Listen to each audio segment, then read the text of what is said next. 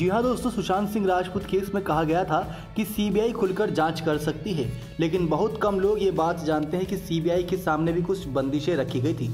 जिस तरह से महाराष्ट्र सरकार ने सीबीआई को राज्य में जांच पड़ताल करने के लिए मिली आम इजाज़त को वापस लिया, वही देश में विकसित हो रही एक गंभीर समस्या की ओर इशारा करता है।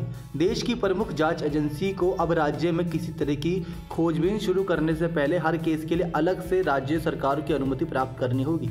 जैसा कि दोस्तों आप जानते हैं, सुशांत सिंह के केस की एफआईआर दर्ज पटना में हुई थी। जांच के लिए मुंबई आना पड़ा था सीबीआई टीम को भी।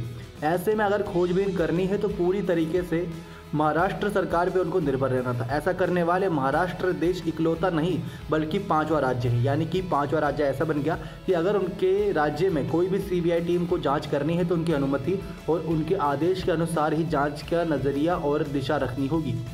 इससे पहले पश्चिम बंगाल, आंध्र प्रदेश, छत्तीसगढ़ और राजस्थान भी सीबीआई को नो एंट्री का बोर्ड दिखा चुके हैं, यानी कि यहाँ पर अगर जांच करनी है तो उनके बिना परमिशन के कोई काम नहीं होगा।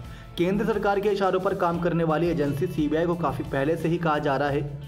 खुद सुप्रीम कोर्ट उसे पिंजरे का तोता कह चुकी है, यानी कि जब तक मालिक उसका काम करवा रहे हैं तब तक उनको खाना मिल रहा है तोतों को, अगर नहीं हो पा रहा तो बात की बात दिक्कत है। इसके बावजूद राज्य सरकारों को एक एक कर सीबीआई के कामकाज पर पाबंदियां लगाना एक नया चलन है। अगर सीबीआई के कामकाजों पर ऐसे ही पाबंदी लगती रही तो सरकारें के तहत सीबीआई टीम कोई खुलासा नहीं कर सकती, क्योंकि उनके सामने आप बंदिशें रखेंगे तो वो जांच पे ध्यान दे या फिर आपकी कानूनी कार्रवाई पर। सवाल है कि पिछले कुछ सालों में ऐसा क्यों हो गया है। राज्य सरकारें देश की प्रमुख जांच एजेंसी के खिलाफ खड़ी होने को मजबूर हो रही हैं। एक बहुदलीय लोकतंत्र में केंद्र और राज्यों में अलग अलग पार्टी की सरकारें बनाना सामान्य बात है। पहले भी ऐसी सरकारें रहीं और तमाम सत्तारूढ़ राजनीतिक पार्टियां अपनी राजनीतिक हितों का ख्याल भी रखती है, लेकिन नमूने के तौर पर सुशांत सिंह राजपूत के निधन मामले में जिस तरह दो राज्यों की पुलिस और केंद्रीय एजेंसियों के बीच टकरावपूर्ण माहौल बना और मुंबई पुलिस को चौतरफा निशाना बनाया गया, उसके बाद भी राज्य और केंद्र की सरकार के बीच भरोसा बना रहता है, तो इसे एक चमत्कार ही कहा जाता है। नेक्स्ट 9 लाइव से दीपक की रिपोर्ट।